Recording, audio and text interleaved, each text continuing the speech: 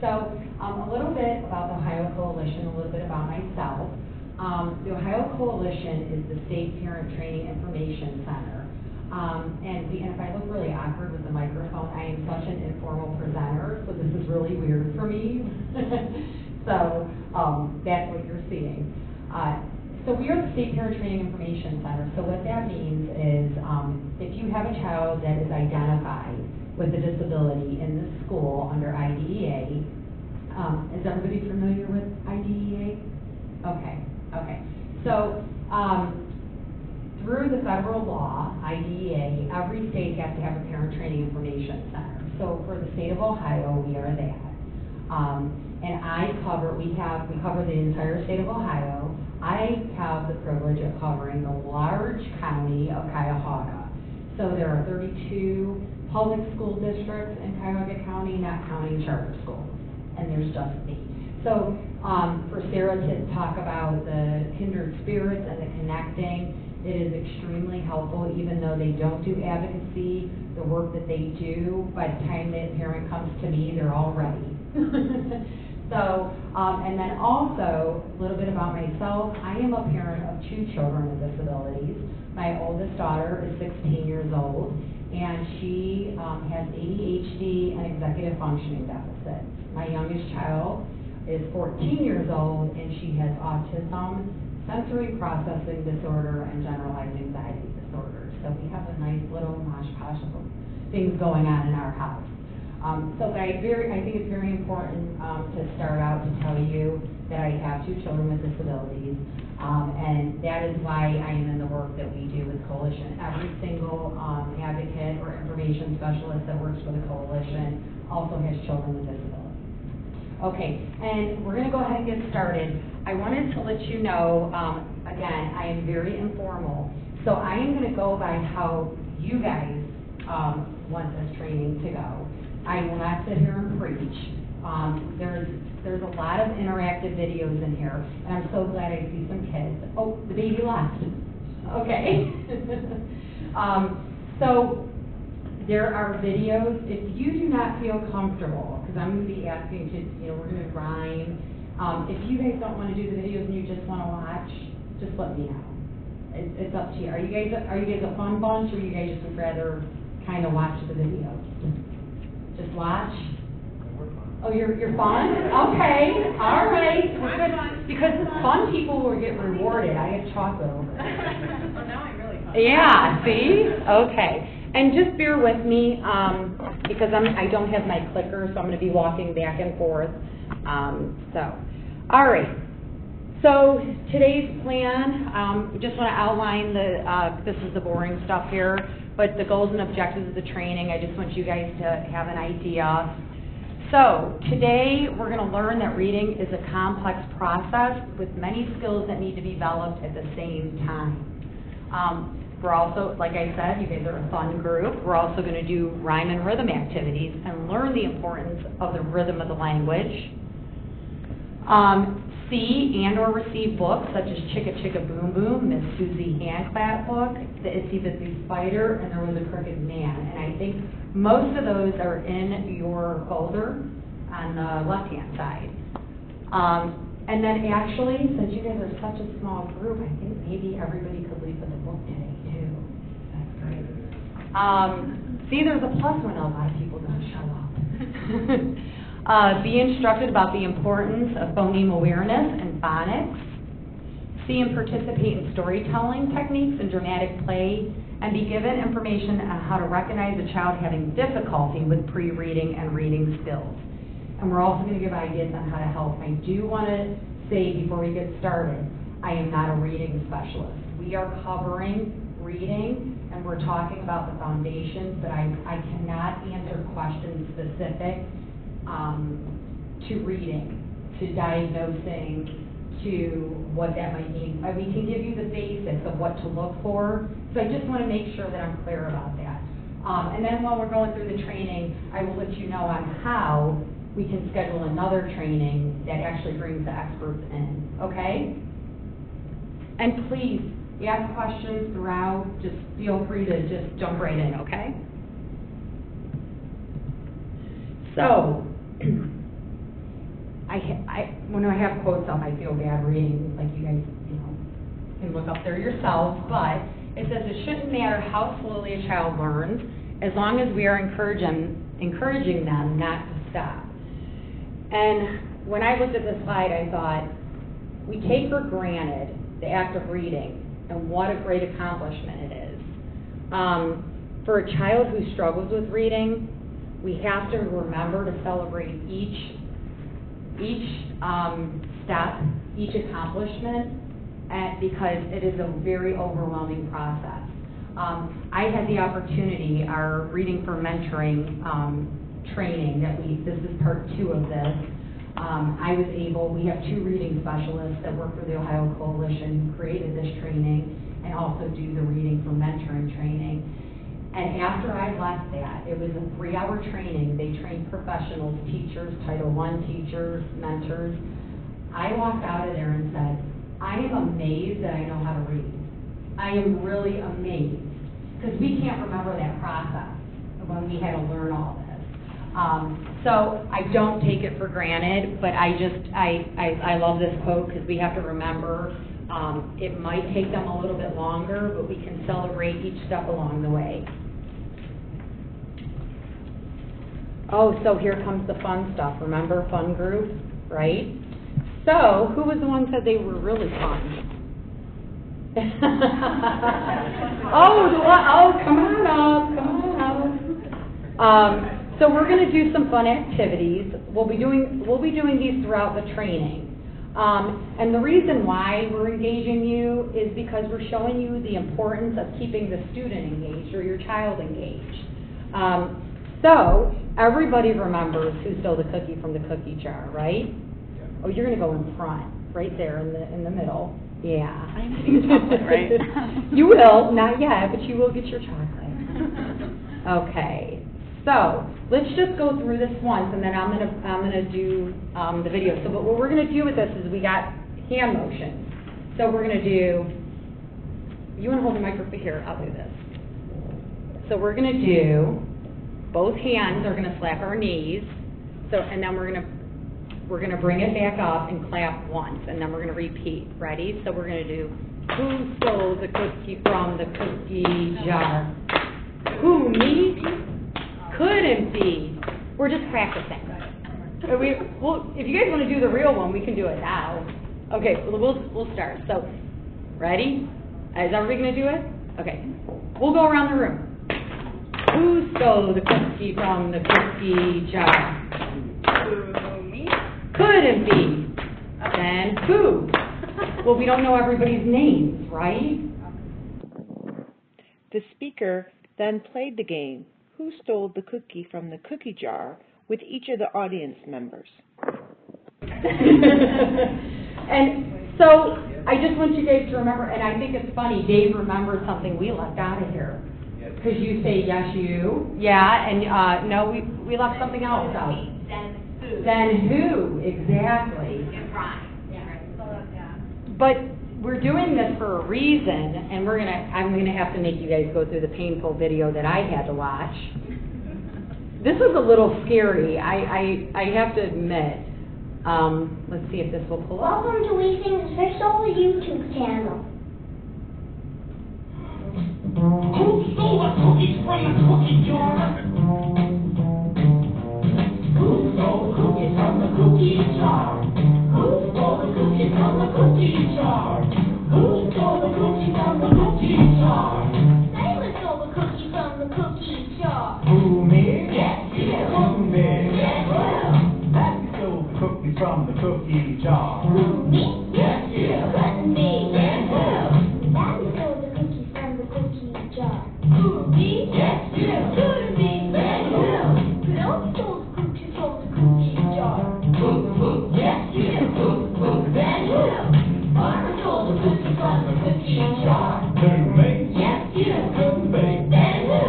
Man stole the cookies from the cookie jar. Who, me? Yes, you. Who, me? Then who? Punchinello stole the cookies from the cookie jar. Who, me? Yes, you. Couldn't be. Then who? No one stole the cookies from Don't you remember? You ate them all yesterday. Oh, cookie jar, you're right. So you see why that scares me a little bit. I'm not a big clown fan. So I just want to say, as we were going through these videos, did you see how hard it was, though, for us to get started and keep the rhythm and even remember the words or how it went? So I want you to keep in mind, we're talking about, even though we think reading is an easy process, that rhythm, and this is where we start talking about the rhythm and putting everything together and then doing everything at once. So that's the purpose of the activities we're doing, because we just don't want you to come in here and watch clown videos and see a cookie jar talking. So the magic of reading. Learning to read begins at the very earliest stages of a child's development. And the whole magic part of this is, while it's magical, it just doesn't happen magically, right? So current research on the brain has shown that babies learn much more from their environment than we could ever imagine. They are sponges. We don't even know how much they're learning from us. And then family engagement and home-based, did I go past? I'm sorry. There we go. Family engagement and home-based literacy activities, such as interactive book sharing they have now. There are a lot of libraries. I think Westlake Porter's one that does sensory story time. So for our children who have sensory concerns, and they also have regular story times. Way before both my children were identified, they were going to story times, and I have to tell you, I didn't know what to do with my kids except to read to them. That's all I knew to do, and it was one of the best things that we did. Another quote, many people, I think I love this one, many people believe that children learn to read and write in kindergarten. Isn't that amazing now, though, that we're writing that? Because that didn't happen years ago in kindergarten. That they learn to read and write in kindergarten or first grade. However, the foundation of literacy skills is laid years before the child enters school. So a lot of things that you are doing or may do with your child, you're already laying those early literacy skills, the foundation for them. So, no one is born knowing how to read. I love this slide. New science shows that the first 5 years are when children develop the foundation for all future learning. We just talked about that. By 1 year, the auditory map in the brain is formed. So if a child has not been surrounded by words or language, it's very unlikely they'll be able to distinguish the very smallest sounds of speech. Exposure to sounds and words must be an ongoing process, and people often think that reading begins with learning to sound out letters. We talked about this. It is it's a complex process. It draws upon many skills. So, for example, and I don't know why I'm sorry. I'm trying to scroll on my notes. You guys just give me 1 second. Sarah, it's okay, and I can talk about it, but for example, for like cat. So we have to look at the word C-A-T, right? We have to put it together, but then what else do you think we have to do? So we're not just reading the word, so we look at C-A-T and we're putting it all together, but then we have to connect that C-A-T says cat, and that a cat is actually a furry animal that meows, right? So we're putting all that together and then connecting it to what it means. Yeah, I can't get it to scroll. Yeah. Okay, I'll use these notes. Okay. So, again, and we're going to keep drawing upon that in here, is how it's complex. There's many things that we have to do. And one of the things I want to talk about too is that when you have to, when we're talking about doing all these things all at once, Sarah had brought something up at the beginning of the training, or actually before the training had started. Sarah, do you remember what you had said? Yeah, my youngest son and how he threw books. Yes. Yeah. So Sarah was talking about how her youngest son would just throw the books. Didn't want to look at them, didn't want to open them up, read them right, just wanted to throw them.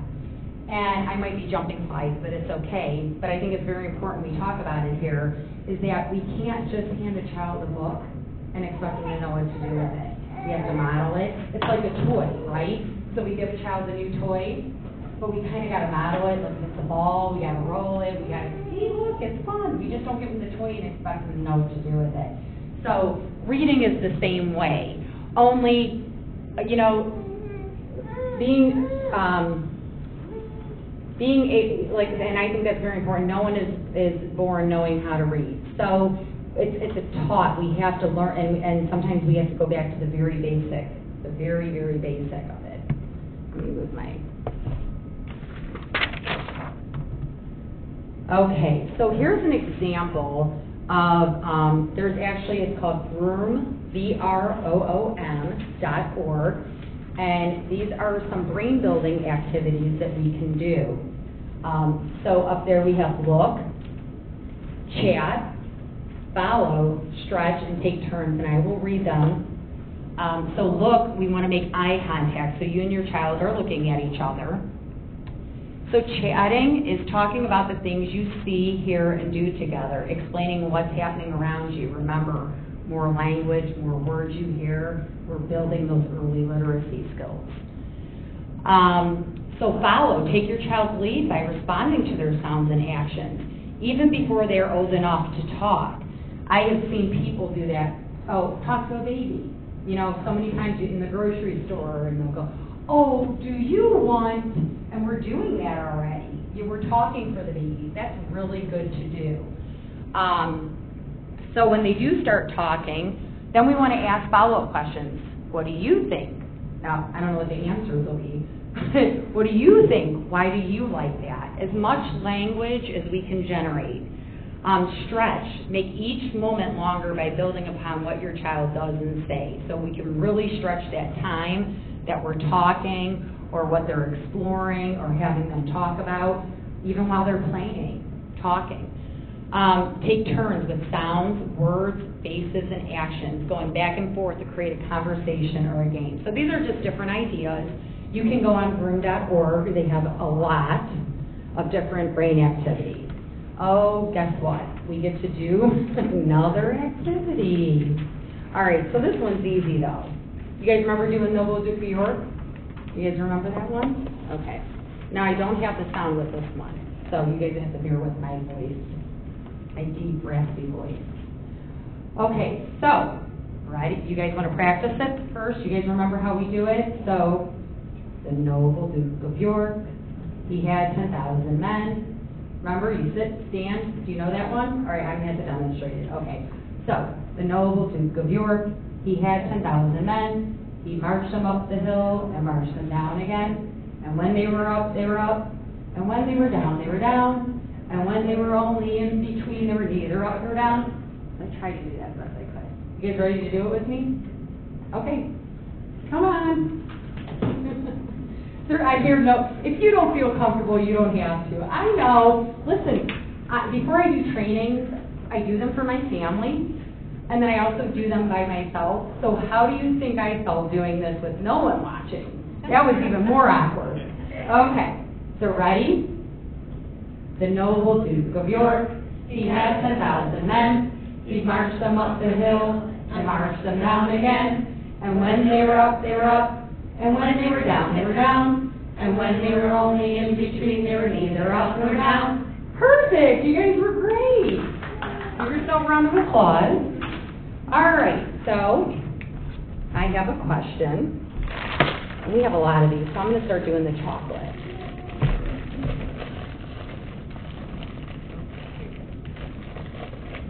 Opening chocolate. No, I'm going to throw it out when you answer my question. Yeah. And then everyone will get one, don't worry. But I gotta tease everybody into it. Thank you. Take one, Sarah. Okay, so what in the world does this have to do with reading? What we just did. And if nobody can answer, I'm going to give you it again. What do you think this has to do with reading? I'll give you a hint. We've been talking about it. So we did who stole the cookie from the cookie jar. What am I doing? Rhythm. You wanted that first six. Okay, so yes, we're talking about rhythm. So, like I said in the beginning, reading is all about rhythm. Kids have to learn rhythm in order to be able to read. It's the very first step. It's the very first step in reading. Rhythm. That's why we do all those nursery rhymes. And that's why those story times are so good. I'm not plugging for the library, I'm just saying. So, this is where we get into some tough, this is not so fun, because we have to start talking about statistics and reading. And I am going to be looking at my notes on this one because I cannot possibly remember all these statistics. Here are some very interesting statistics. Over 60% of our nation's children, reading is an overwhelming challenge. In the United States, education is the surest route to economic and life success. If we can't read, we are going to have a hard time getting a job. We are going to have a hard time being independent. And we rely on reading for everything. Research finds that educational success depends in part on the early development of literacy skills. We have a big push in the state right now on early literacy.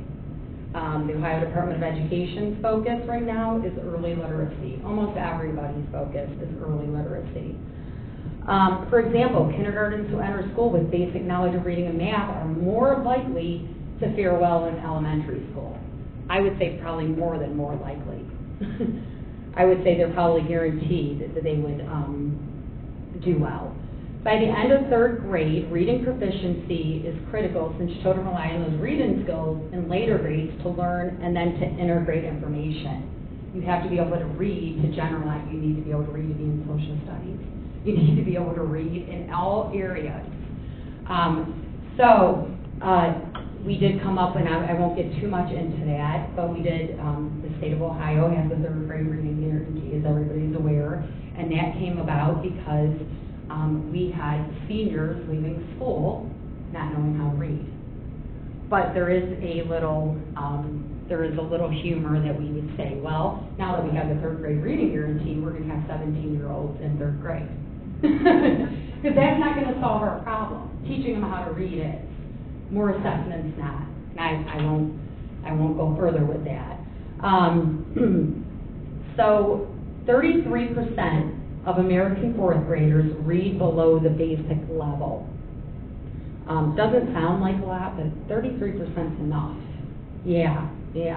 And that is measured on the National Assessment of Educational Progress.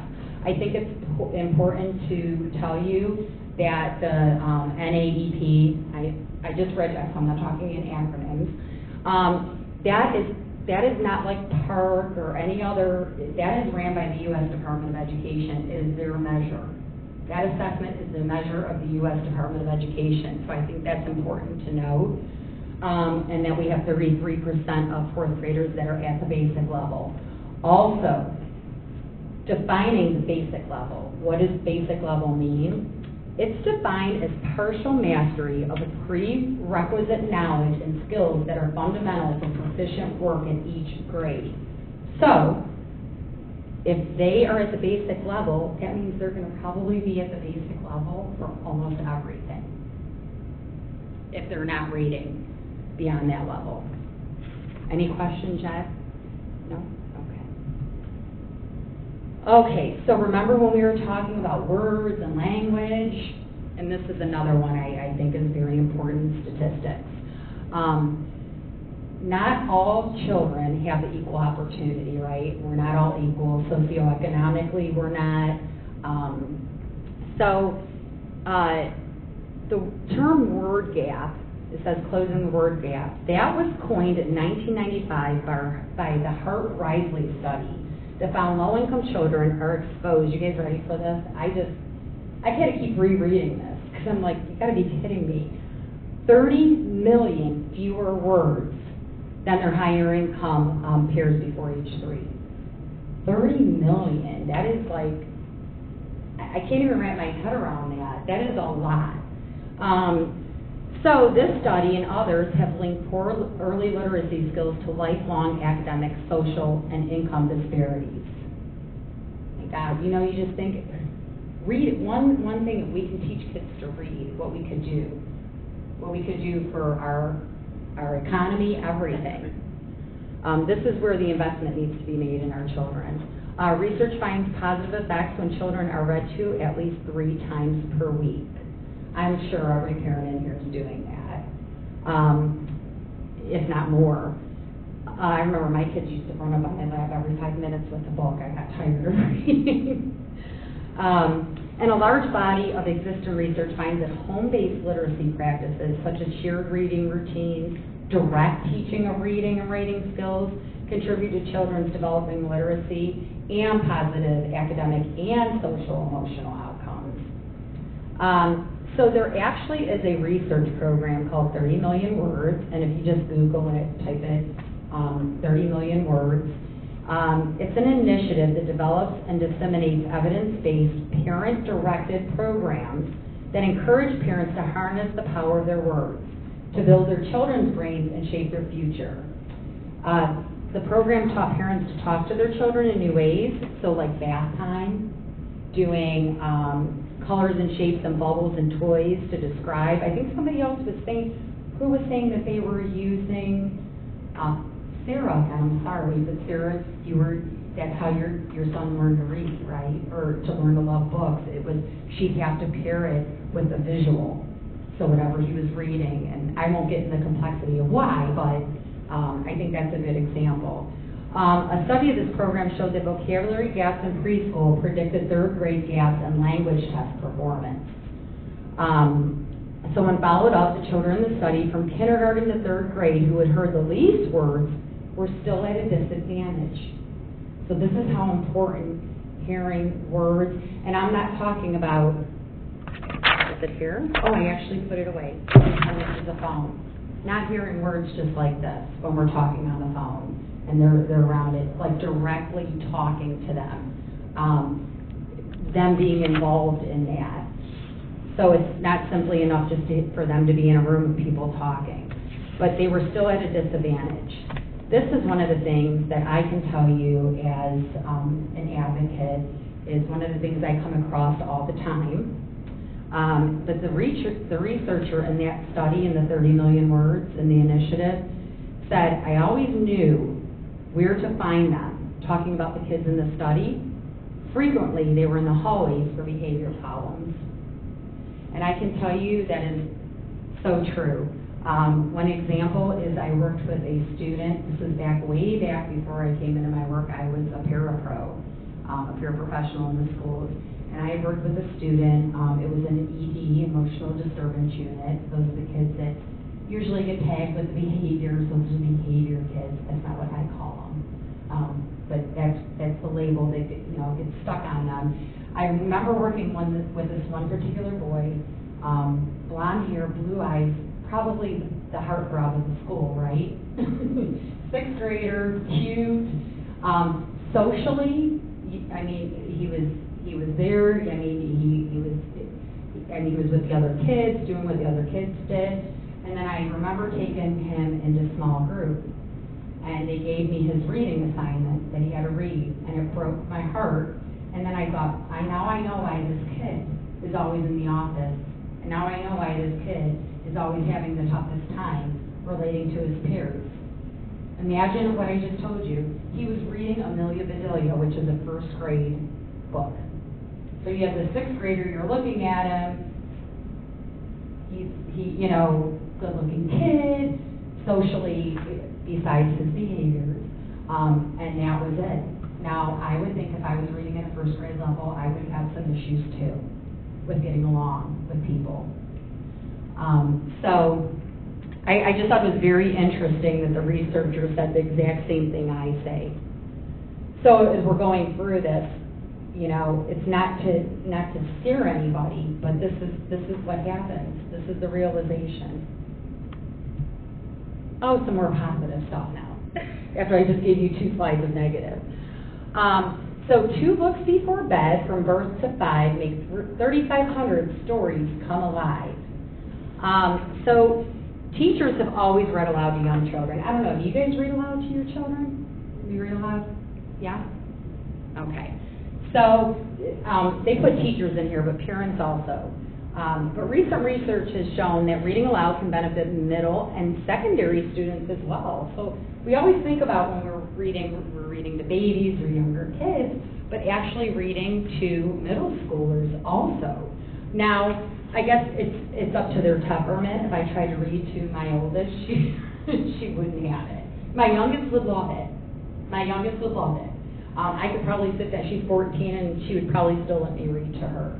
So I guess it just depends on the child, right? So one of the things they say to reading aloud to teenagers, the benefits is it stimulates their imaginations, also their emotions. Models good reading behavior, exposes them to a range of literature, supports independent reading, and there's a ton of stuff here, so I won't read all of it.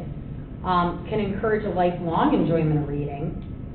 And interactive dialogue, meaning asking questions about what you read, predicting, you know, a lot of stuff they do that in like 5th, 6th grade, you do the predictions of what you're going to read next.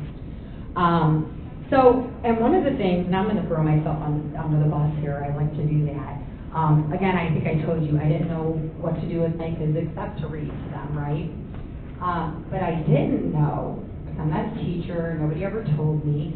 And my oldest read to herself out loud, but loud, all the time. And I go, would you stop reading out loud? Quiet, read quiet. That was the worst thing you could ever do. Because you should encourage it. That's actually a really good thing. So I told you I was throwing myself under the bus. I was like, you're not supposed to read out loud.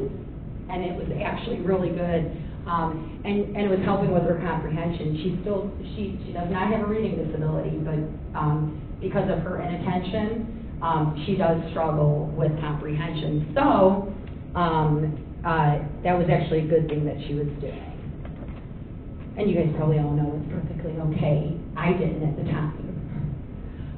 So, steps for success. It's important to know and understand the process of reading. So once we do, we assess our child's present levels, and we assist in building skills to achieve reading. So these are different steps: talking and listening. We'll be able to identify objects. This is in the order. Scribble drawings will appear. We'll be able to recognize the letters and say them. We'll be able to summarize what it's about, and then we'll be able to write simple sentences. And we go through this process throughout the training. We'll go back to this. Is there any questions, Jack? No, you guys are a fun bunch. Okay. So we're going to go back to not all kids learn at the same rate. Sometimes kids might need 1 repetition, while another kid might need to hear it 20 times. It just depends. The sad part is when a child is a struggling reader, it can be very hard to catch up. And if you have a child with a disability that's on an IEP, it's probably apparent in the goals and the objectives and the progress reports how long that can take. So when a kindergartner, and I think this is very important, when a kindergartner child confuses letters or associates the wrong sound with the letter or can't distinguish a rhyme, it doesn't necessarily mean there's a reading disability.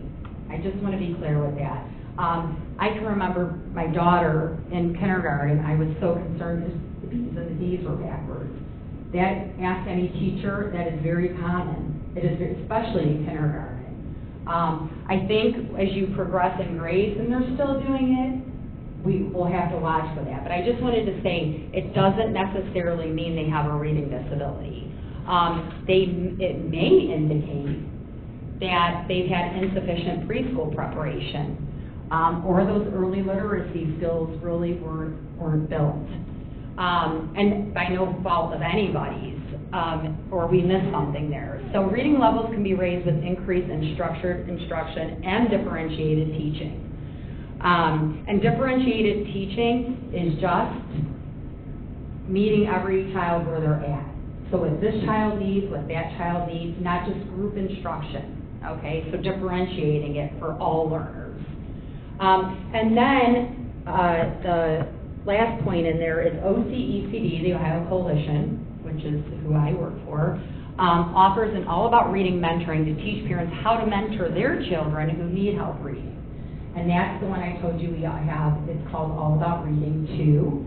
And we actually have 2 reading specialists that come in, and they will train parents in how to mentor their own children. It's awesome. And if you guys have any questions about that, you can contact me too. All right. Oh, look at that. It's a box of chocolate. Okay. So, who likes chocolate? Oh, I got a lot of people that go get this too. You like chocolate? All right. You like chocolate? You like chocolate? I'm sure you like chocolate. Is she okay with having with you? I know you like chocolate. Yes? Chocolate. You like chocolate? You gotta say yes. You like chocolate too? Look at that. I like chocolate. Chocolate, yes? Love it. Oh, I'm getting there. Wait a minute. You're going ahead of me. You can't say you love it yet. I just said you like it, right? You like chocolate. Oh, you love chocolate. All right. So who really, really likes chocolate? Up. All right. All right, I got to do this. You really like chocolate? All right. Okay, I can't. Somebody, you pick somebody, Sarah, who said they really like chocolate. Raise your hands again. You got to pick somebody, Sarah. I know. Life's not fair. She was the first one that said it, though. She was. So, just so you know, in the so for the podcast, I just want to let them know who really liked chocolate got a Hershey's Kiss. Okay? Or no, that was who likes chocolate. You really like chocolate, and she got a bigger size candy bar. All right, I'm not going to look. Who is the first one who loves chocolate? Who is the first one, Sarah? She was over there. Look at that. We got the giant size Hershey's bar. Don't worry, there's more kisses. I'm sure I'll give you enough kisses that'll equal his bar. See, and it's so hard to do that. I don't like to pick people. I'm sorry, Sarah. So there we go. Who likes chocolate, who really likes chocolate, and who loves chocolate. So what do you prefer? You like milk chocolate? Who likes milk chocolate? I don't have any more candy bars. You like milk chocolate? All right, but does somebody prefer dark chocolate? The real dark? Okay, it's a lot of different. And then who likes white chocolate? Oh, I'm the only one that likes white chocolate. Oh, good. All right, so our children have the same experience with reading. I know you guys already shaking your heads, you knew what I was doing with that. So, some children might really like reading, some might love reading. And there are some kids who, based on their experiences, and children do lose their interest in reading as they get older. So it takes a lot of encouragement. But also, and that's also a lesson in too with the white chocolate and the dark chocolate, is there's many genres of books. So there's fiction, there's nonfiction, there's self-help.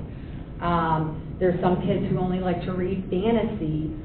There's action, adventure, romance, horror. I mean, the list goes on, right? So that's our whole chocolate example. And then exposing children to books that they find interesting, making the activity of reading fun, and help them develop the desire to read will assist in creating strong reading skills. And I know a lot of schools at one time were doing the accelerated readers. That encourages children to read because they read so many books that they are able to pass.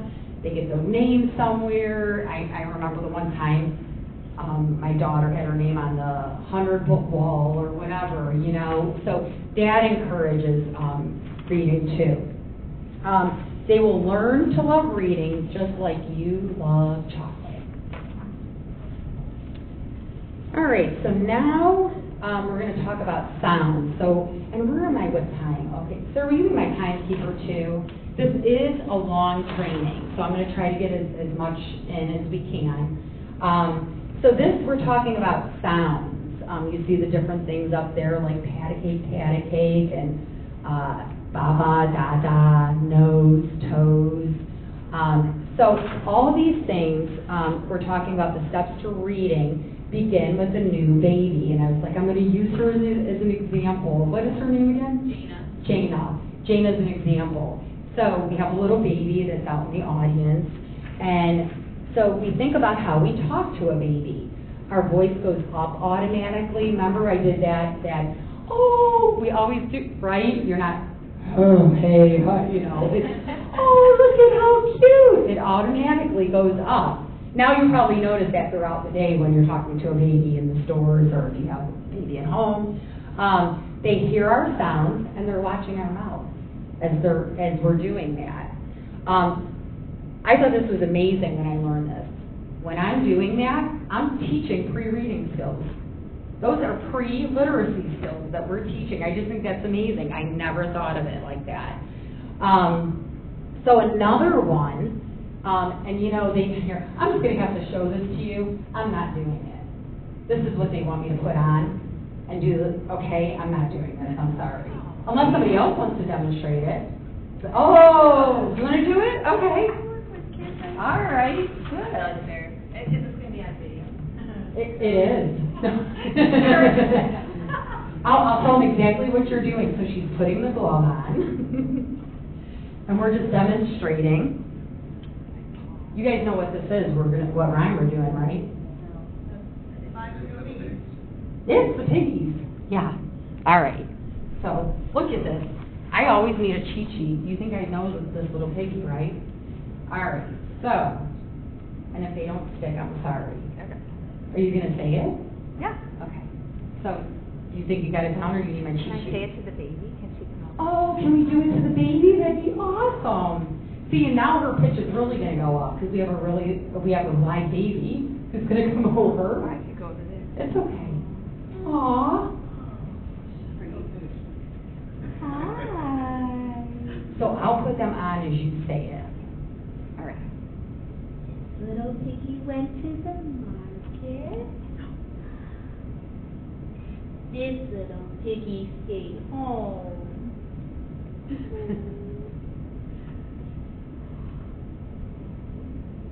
This little piggy ate roast beef.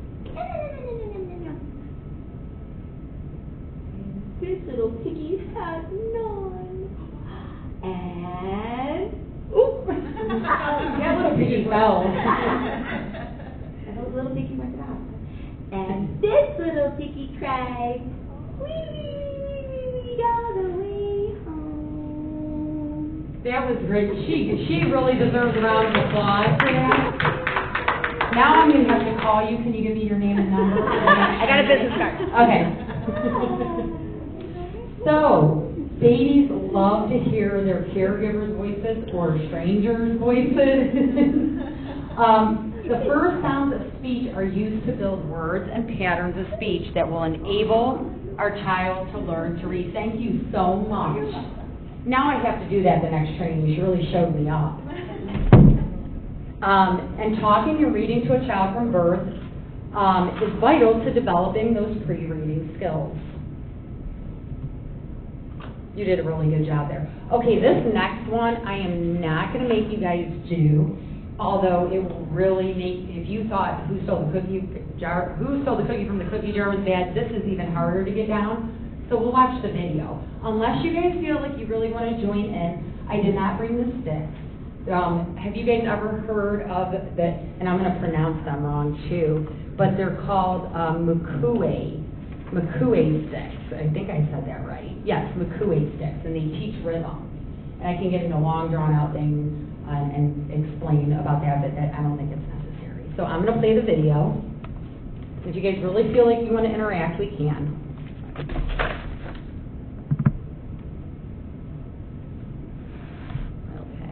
First pattern 1.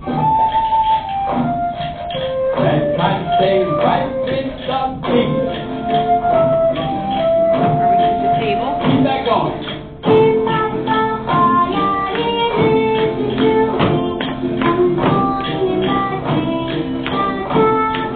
Pattern 2.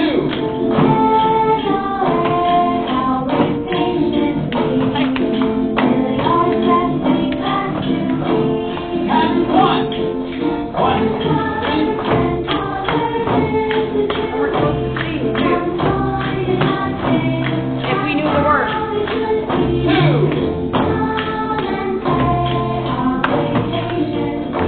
Yeah. Pattern 1. So pattern 1 is hip floor to your side and then together 2 times.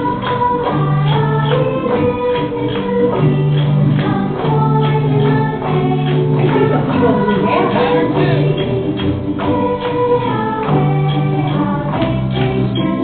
Oh, look at, we have a couple here doing it together, I love it. Pattern 1. Come on, and it might go down.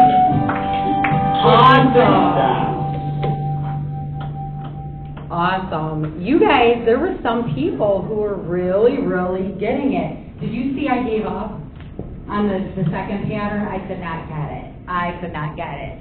So again, what do you think we're talking about here? Now we're putting everything together. If you see we had one pattern, then we had the second pattern that did something different, and then you take the singing and put it on top of that.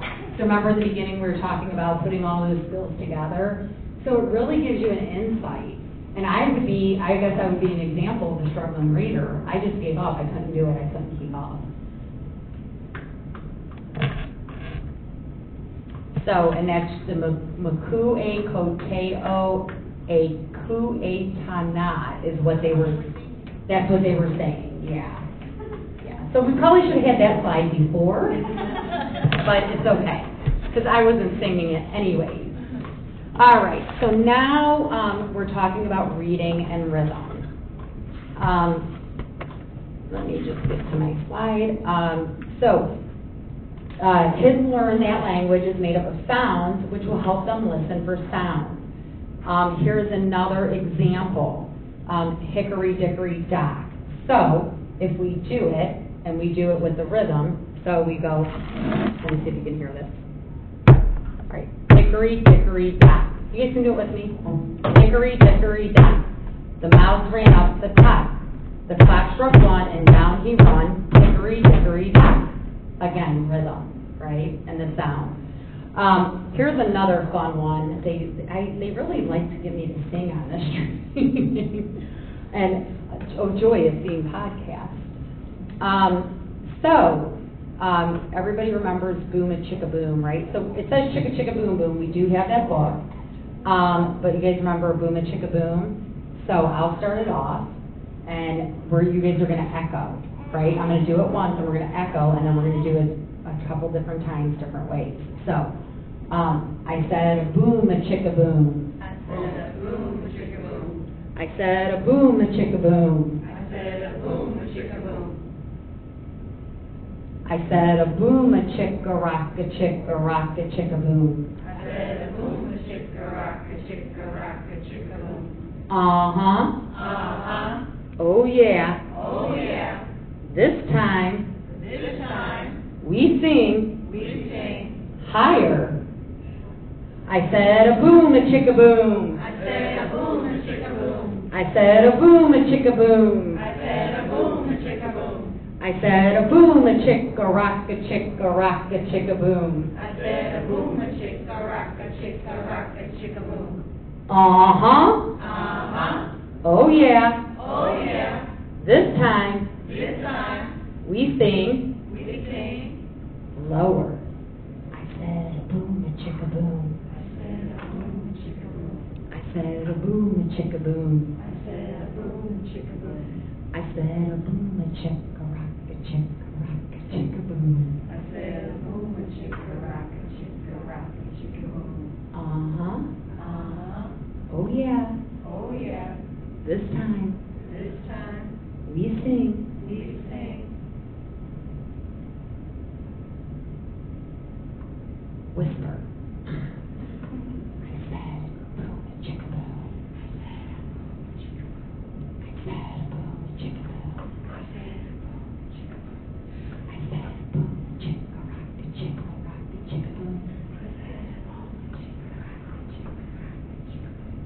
yeah? Oh, yeah. Uh-huh. And this, uh-huh. This time, we sing. We're done.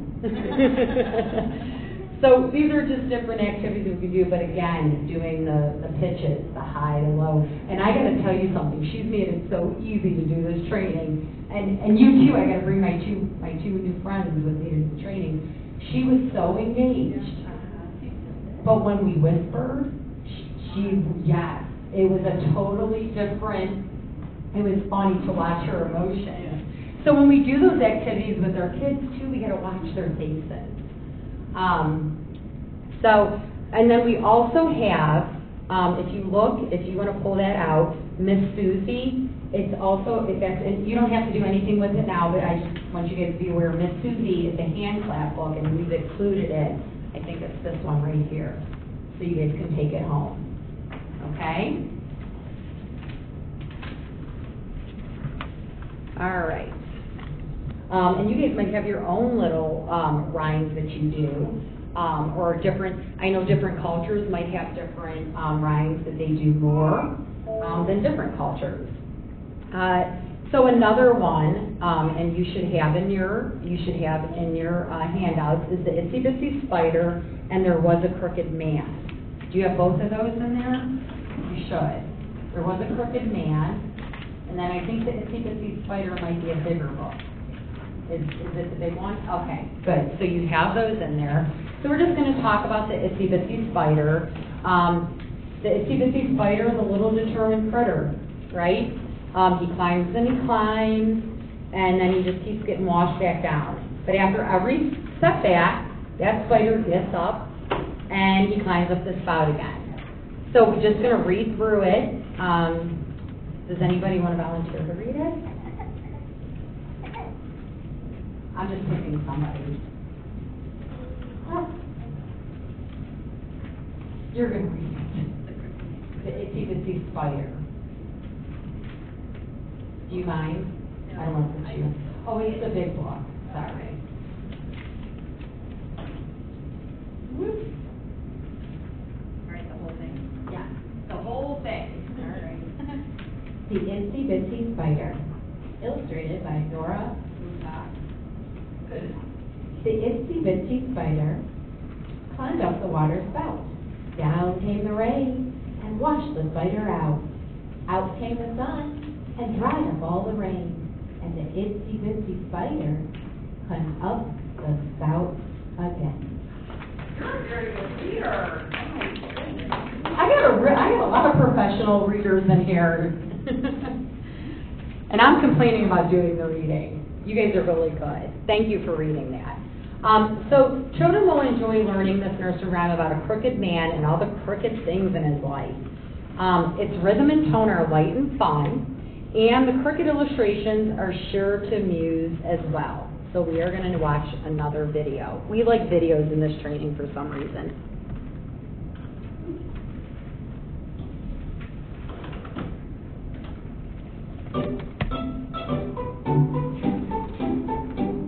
There was a crooked man, and he went to crooked mine.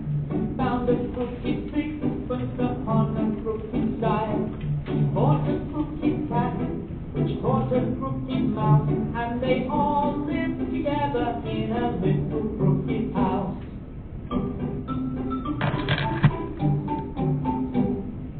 That's it. So you have your book in there.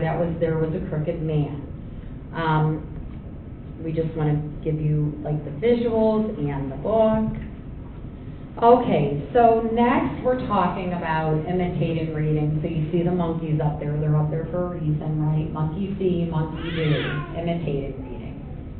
If you wouldn't mind, because on your last slide, you were talking about, doing the poetry and reading and Yeah. videos. And I wanted to say that what was great was that we actually carried this over when my kids were in elementary school. You're saying lots of great things there. Sorry. That's okay. I just wanted to say, just because I know there are some people who have kids who are in elementary school, and having gone through that myself, we did these exact same things in elementary school. So just like we read this book and then you watched a little video on YouTube. What we would do is we would read a book out loud, like one of the popular ones that's out. So, for example, Mary of a Woodsy Kid. So my sons and I would read it out loud and we would go see the movie. And so there are ways to do this exact same thing. We did poetry. Like the teachers were really great about sending home poetry that was age appropriate. We'd work on the rhythm. And so all of these skills that she's talking about for preschoolers, you can carry over into elementary schools, and we did with our kids the same principles, but at that older level. And then we were able to work on comprehension, but on the more sophisticated books. Does that make sense? Great. Oh my God, thank you. So that's a great point. So I don't want you to feel like it's just, this is only, and that was, thank you, Sarah. So this is not just, even though it looks at a preschool level, everything, all the concepts, what Sarah's saying, that we're teaching here can just be done and adjusted to developmentally appropriate. So that's great, Diary of a Wimpy Kid.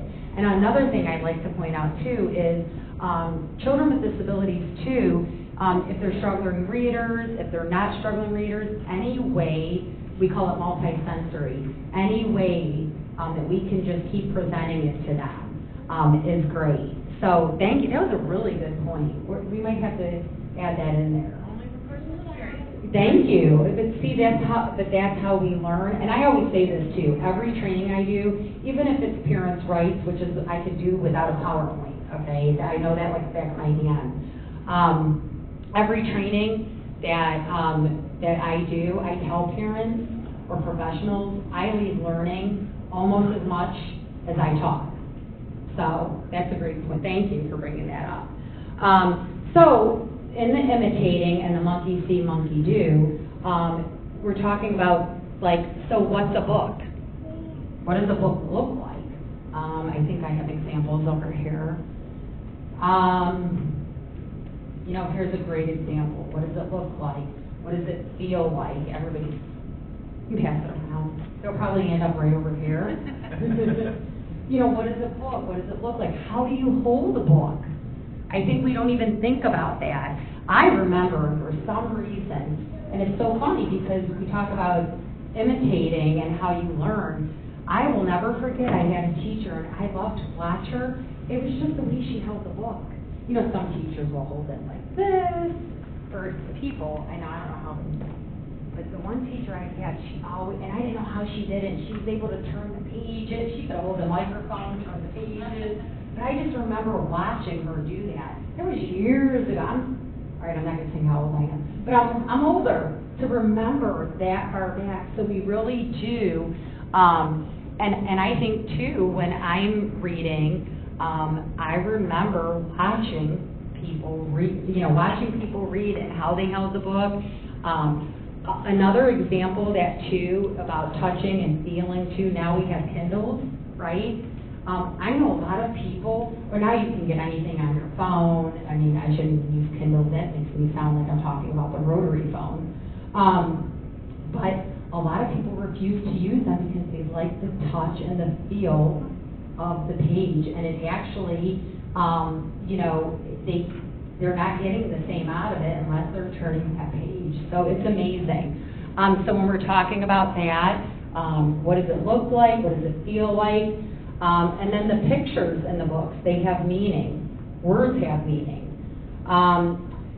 Also, adults can show reading is important by just simply reading yourself. My kids, I actually have a room, and we call it the, oh God, now I don't remember what we call it. But it's my room. It's Mom's room. But they see me go in there, and most of the time when I'm in there, I'm reading. They know it's my place, and my kids go to their room to read, right? And I know we are busy today. I mean, we're busier than we ever are. We have so many things at our fingertips. I just think it's important that our children are seeing us read. And then we also have, and it references Bears in the Night and Goodnight Moon. They want me to read that. We don't have enough time. So, and I'm not going to bore you. Okay?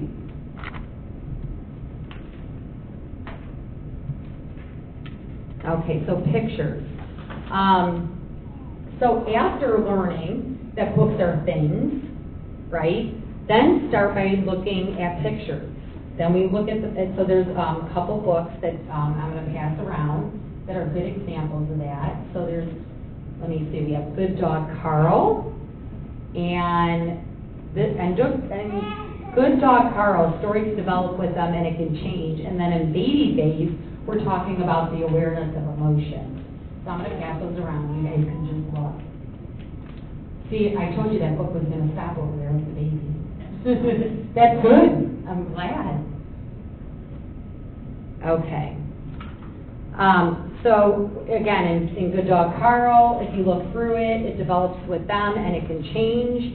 And then Baby Phase has awareness of emotion. So you can, while you're reading that, you can have them make faces, look at themselves. So there's many different things we can do when we're going through and reading. Ideally, children learn to love literature through joyful encounters with picture books shared with them by enthusiastic adults. And we have an example right now of her actually looking at that and excited. And what is that? Is that rainbow fish she's looking at? That one. Oh, did it go away now? Okay, she's done with that one. She's on to a new one. But for a while, she was looking at rainbow fish, and it was the squishy book. So we approach the task with high expectations for the child's success, coupled with an acceptance that success will come naturally after a certain amount of trial and error. We neither insist that the child master a set of discrete skills before exploring. Oh, I'm sorry. I hopped over what I wanted to tell you. So when remember when we were talking about the toy and just throwing the toy, they actually have to know what to do with the toy. We just don't throw the toy at them. We don't demand that they have a certain amount of skills before they can play with the toy, right? Right? So we're not saying, so we don't insist the child master a set of discrete skills before exploring the toy, nor do we expect the child to sit quietly and watch until we go through all the reasons and the aspects of the toy, right? It's a process. They're going to learn as they go. So we're just matching that up to reading. Rather, we follow the child's lead, fully anticipating with practice that they will be racing around with a new toy in tow, right? So when we compare that with reading, we are gonna anticipate that they will learn to read. So the child learns to play by playing, and the child learns to read by reading. Exactly. Do you want a chocolate? No, I'm good. You had too much. Well, because you got that correct answer, I'm going to give everybody else a chocolate. Ready? You got everybody else. Because I'm not leaving with this chocolate. Because guess what happens? I'll eat it. Exactly. Don't forget Sarah there, too. Thank you. Oh, got it? Are you good? You're going to pass on the Hershey Kiss? Sure. That's it. Thank you. All right. Oh, don't worry. There'll be more. Okay. Talk about the pictures and then ask questions. Another good point, so going off what Sarah had said before, we are still doing this. We are still doing this in AP English. So that is a really, AP Language Arts. But we are still doing a lot of these concepts. Talk about the pictures. We are still anticipating in storytelling. We are still doing all those skills that we've learned. So again, how much better the world would be if that we had all this early literacy assumption still in place. If we constantly were doing these same things throughout the years. An introduction to a new toy, I know we keep going back to this, is based on the appreciation for the child's developmental characteristics, a belief in the child's abilities, and a focus on enjoyment, an emphasis on learning by doing, and the recognition that mistakes are an inevitable part of learning. So a child's introduction to literature and literacy should be based on no less than what I just said about a toy, right? And I'm going to read those back to you. So a belief in the child's abilities, a focus on enjoyment, and an emphasis on learning by doing. And I think this is very important, recognition that mistakes are an inevitable part of learning. So what else can we do? Expose kids to print.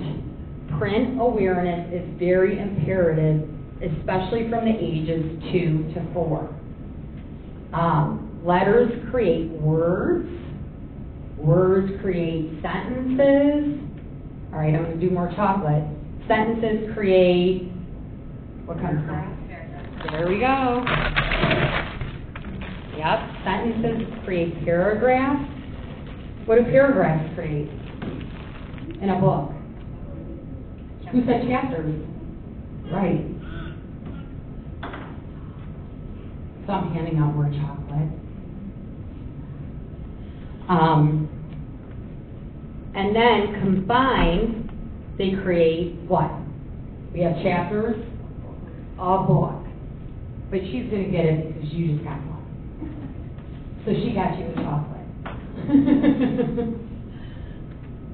I have to be fair. I just have to be fair. So expose children to as much print as possible. Here's some more chocolate opportunities. Name some other ways that we can read. What are other ways that we read that's not just in a book? Newspaper. Yep. Signs. Oh, we're going to talk about that too. Okay, I'm going to give you guys a hint. I love doing this. I don't know why. But when I eat cereal, what do you think I read? The box. Yes, I still do it at my age. I'm still not telling you what it is. But, yeah, I still read the cereal box. Two more things. When we go out to eat, what are we reading? The menus. Did you guys get chocolate yet? In the front? Are you sure you're going to take one? Okay, so menus, and when we cook, what do we need if we don't know how to just cook? We have to follow something. Recipes. Oh, but you don't want it. You're good. Okay, I'll take that. I haven't got it. Okay, so those are different things that we can do.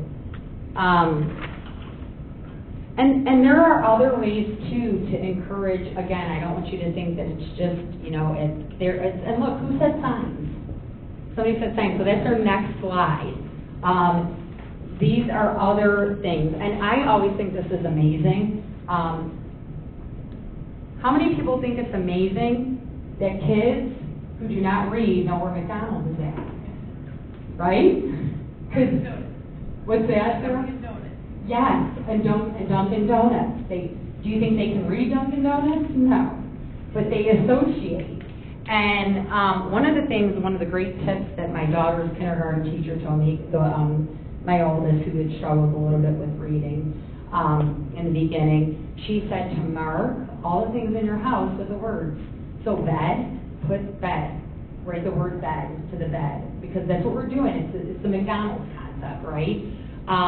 Put table, right? You know, like, now someone may come over and be like, why is your whole house labeled? But this is good because this is functional reading. This is functional. And understand that print is a part of our life. Signs, here's stop sign, left turn on red, safety glasses, very important things to know, and words are everywhere.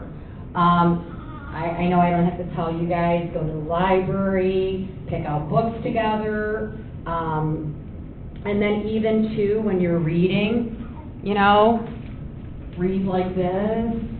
I also thought you shouldn't do that either, and it's actually a good compensating skill, is doing this, reading like that.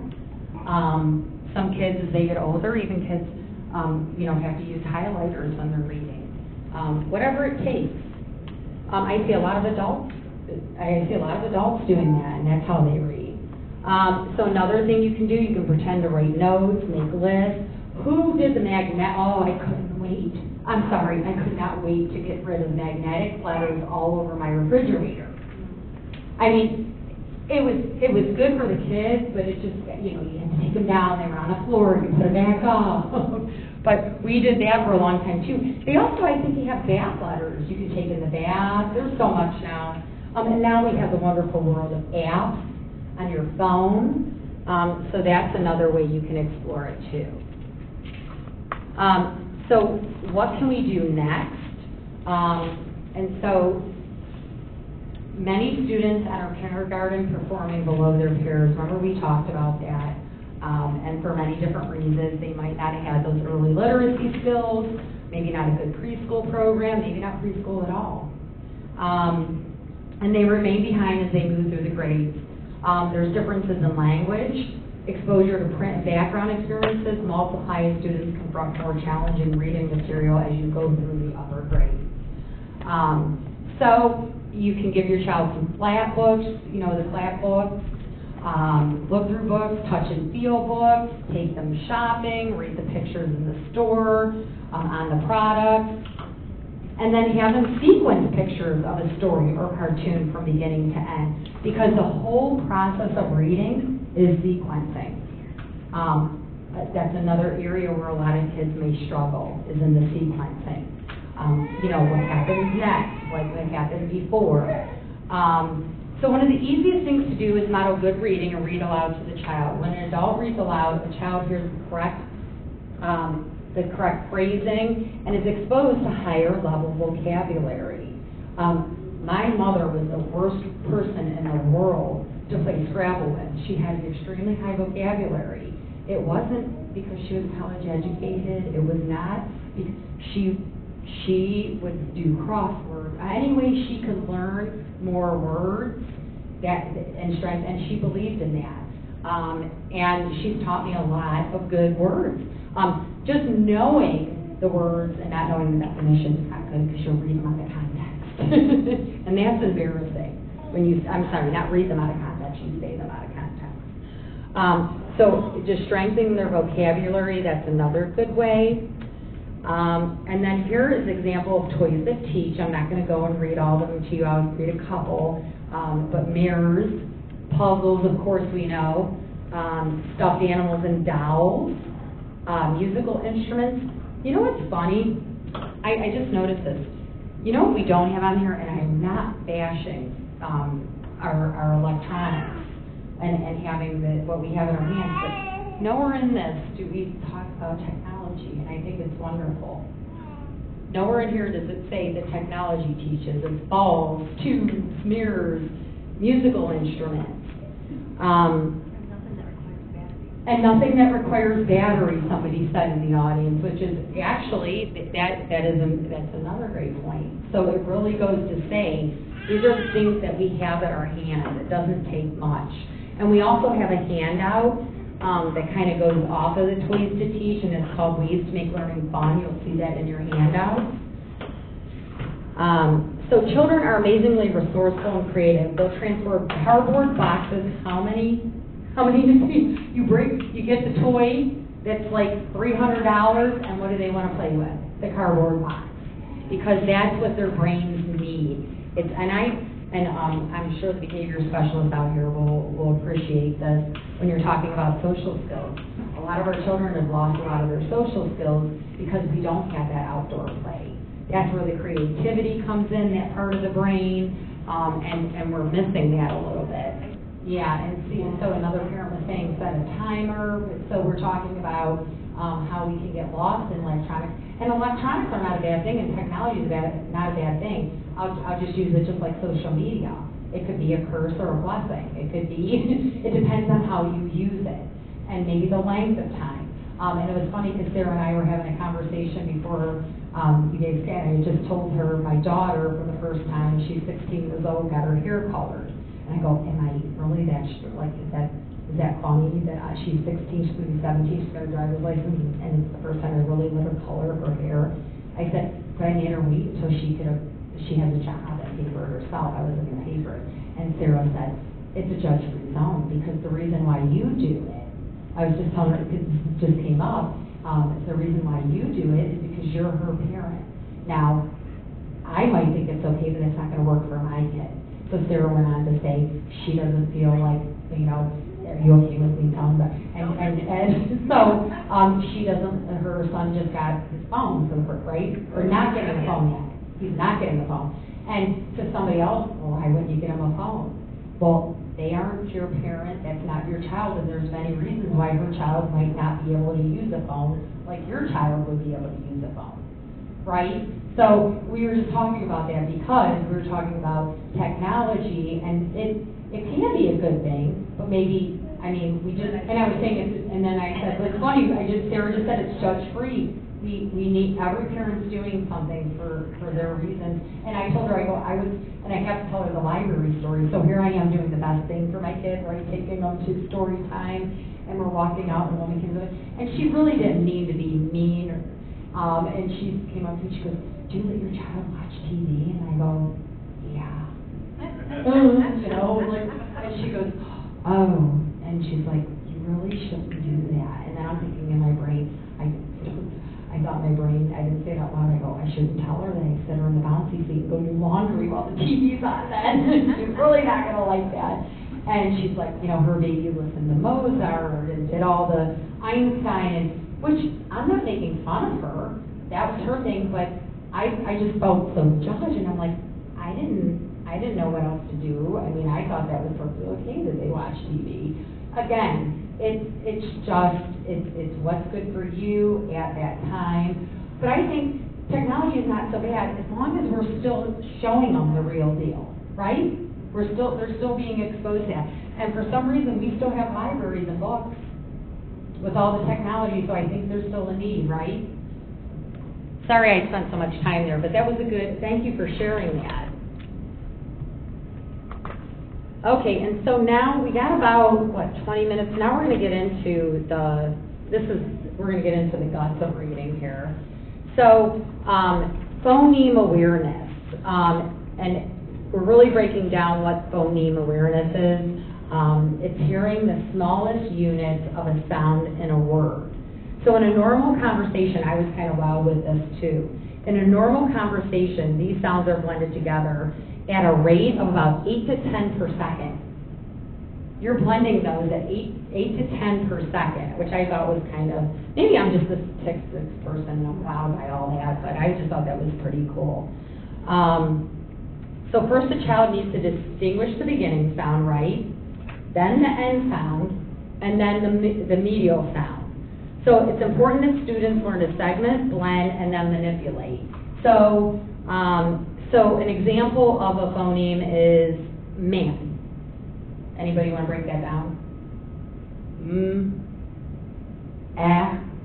And right? So those are your phonemes inside. So they're the smallest part. They're the smallest sound, I should say, the smallest unit of sound in a word. So once children learn to isolate those individual sounds, then they learn more difficult task of blending and then segmenting the words.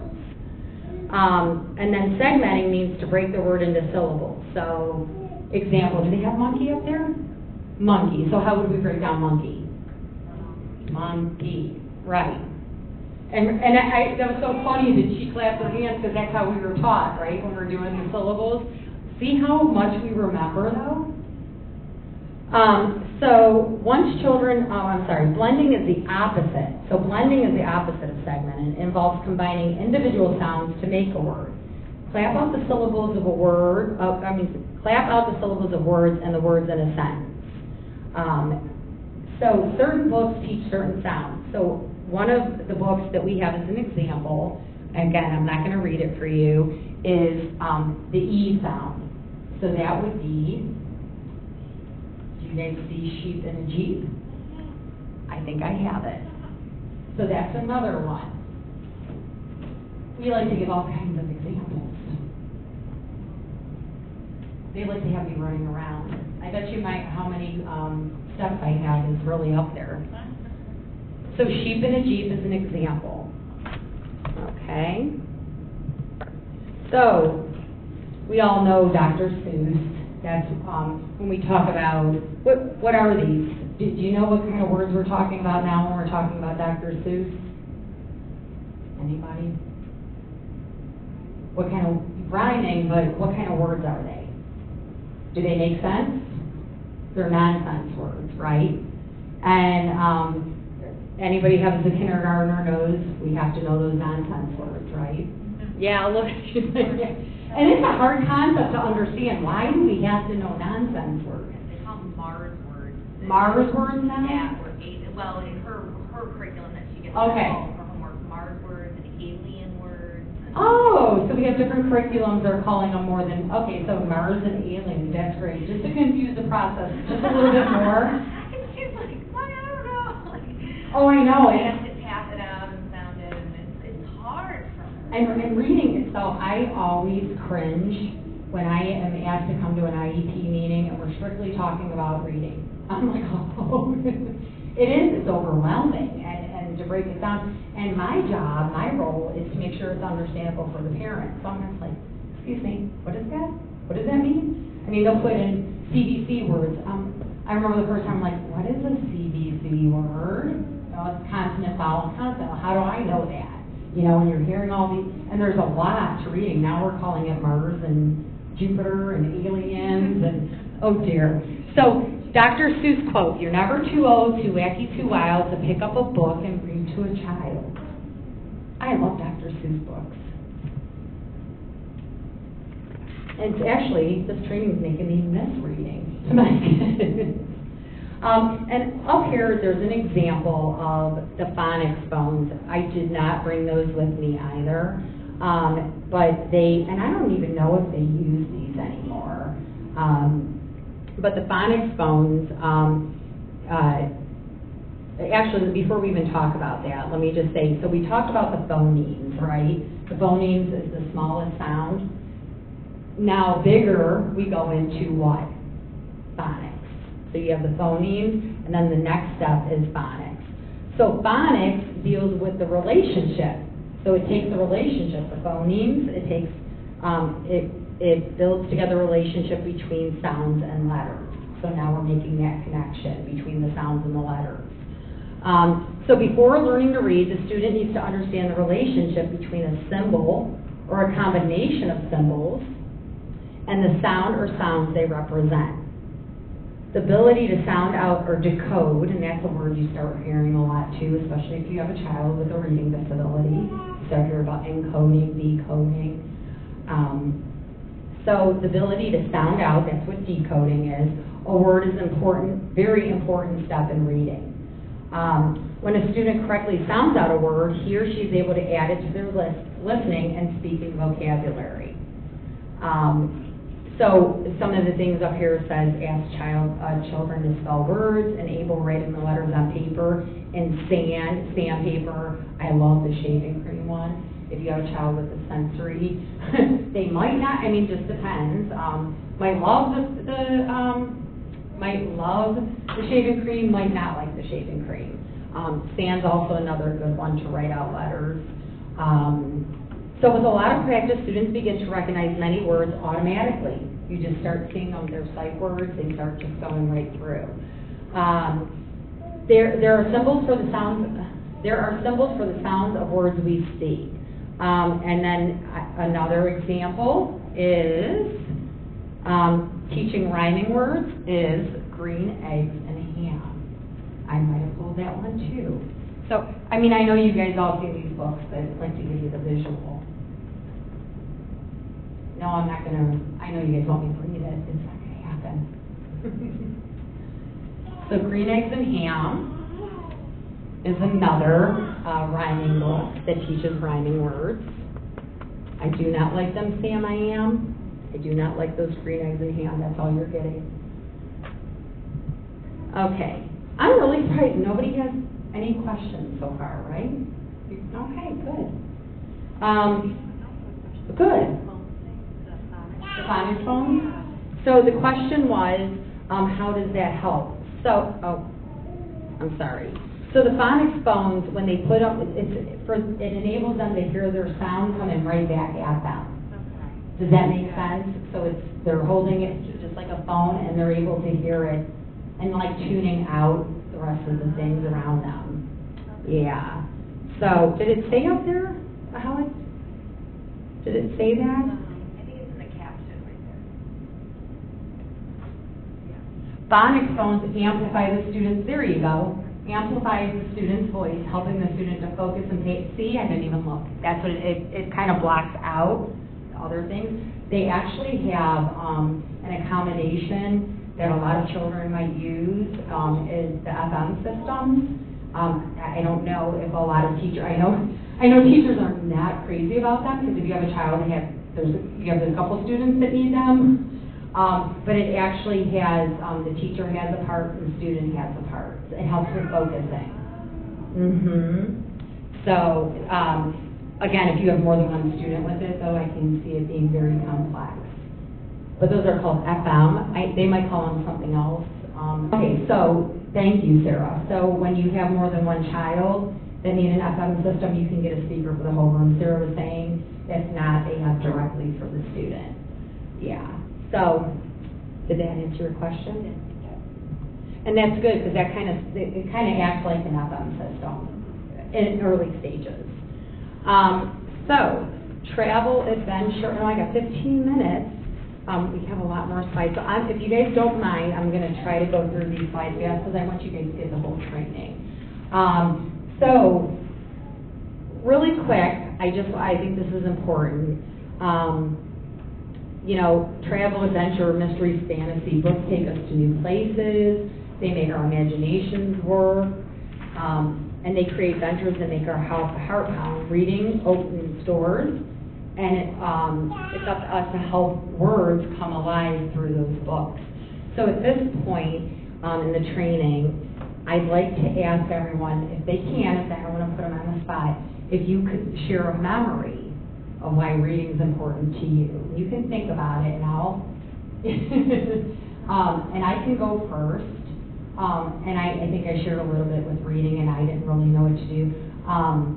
So I grew up in a household, I think there was 4 children, grandma, grandpa, uncle, mom, dad, you counting all these? Okay, a lot of people, and I was the youngest, I was the baby. So reading for me was an escape from all that chaos, and I just would get so into the book, nothing else mattered around me. So that was my memory. And now it's funny because I still do that. Like I told you, I go to that room and it's like I shut out the world.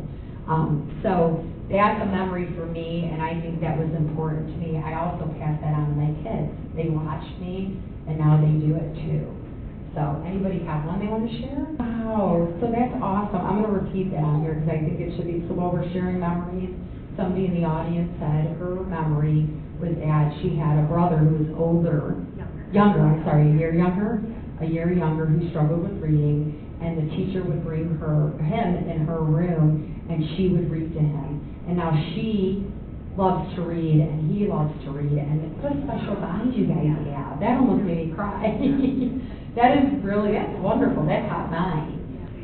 So we are just going to go over, oh, thank you so much. If I had to pull out one book and walk it over, not that I don't enjoy it. All right. Thank you. And this is huge too. And honestly, can you guys please, and I am going to go over this, please be very open on that evaluation form, because we tweak our training to fit the need. So if there's something that you feel needs to be changed, leave out less of this, put in more of that. Please be very honest and open with that. That's why we have them. It's not for you just to give us 5 stars, okay? Because we really look at that. So where are we? Let's see. Common rules of language. Oh.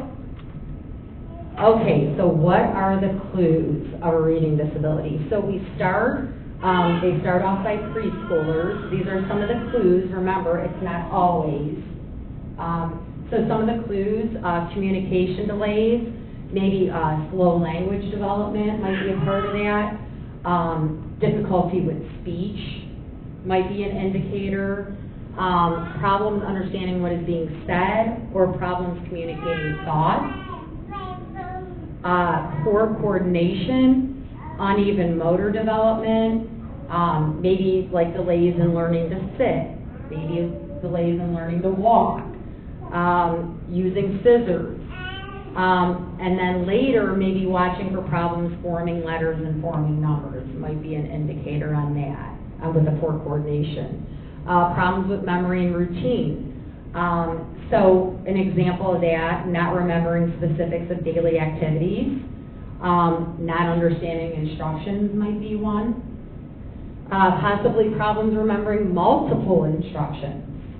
Okay, that could be another indicator of a reading disability. And I just want to be clear, when we're saying reading disability, we are not saying dyslexia, because that's different. So I just want to be clear that we're not speaking. We did put some information in there, I think, and we may not have, but if you guys do want information on dyslexia, you can always contact me. But we're focusing just on a reading disability here.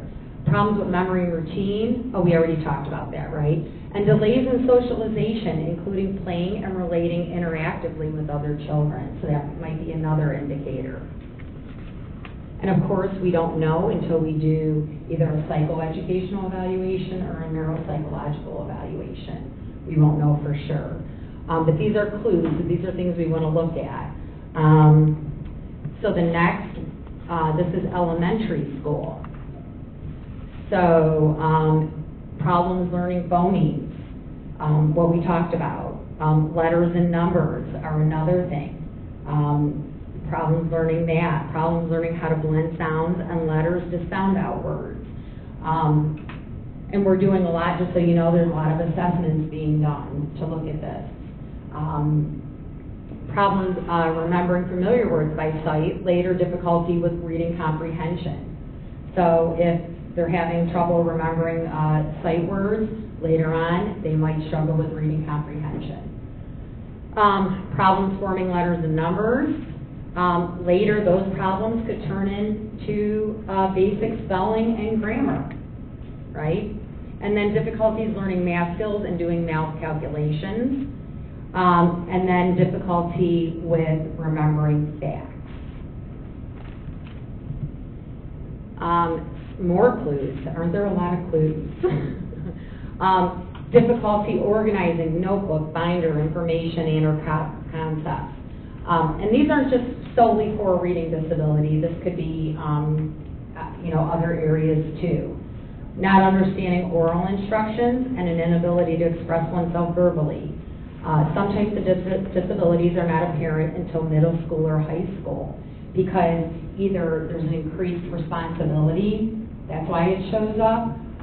Here's another huge thing where a lot of kids we start looking at maybe being identified, for a disability. Could be, I think teachers like to say that jump from 4th and 5th grade curriculum. 5th grade is a huge jump in the curriculum, so we might start seeing stuff there. And then difficulty organizing thoughts for written reports, public speaking. I think I jumped. Not understanding oral instructions. Not able to express themselves verbally could be an indicator. I think I did go over that, I'm sorry. An inability to plan out steps, timelines for completing projects, especially long-term projects. Again, I just want to be clear, some of these could be executive functioning issues, could go along with a reading disability, could just be a reading disability. If you see these clues and believe your preschool or elementary age son or daughter might have a disability, and I won't get too much into this, but you can contact the principal, the special ed director, or the teacher of your school. You can request a meeting, or you can send a letter in to ask for an evaluation. It's not always an indicator that they would qualify for services under IDEA also. They might just need some accommodations on a 504. It's a whole other training Sarah might want me to come back for. I just want to make sure you guys got all this. And then helping struggling readers to succeed. So for 85 to 90% of poor readers, prevention, early intervention, we talked about that, increased reading skills to average reading skills. And they need to combine the programs that we do to teach, need to combine instruction and phoneme awareness, phonics, spelling, reading fluency, and reading comprehension strategies. It has to have all of those. And as many as 2/3 of children with reading disabilities can become average or above average readers if they are identified early and taught appropriately. Okay? And then we have our mentoring for reading. I talked about this, so we can go past that. If you guys want more information, contact me. And then I just really think this is really quick. If I read one of these on here, very important. I think this is a great one. If you're looking to find a book at your child's reading level, ask them to hold up 5 fingers and read 1 page of the book, okay? And when they don't know a word, they put a finger down. If they've done 5, it's too hard, right? 5 on 1 page, too hard, that's passed on. I thought that was a good trick. And then a comprehension check. That's a good one too. See if they understand what they're reading. And of course, you can ask in school. They can tell you exactly what reading level they're at if you don't want to go through all that yourself. That's it. And we did it right on the dot.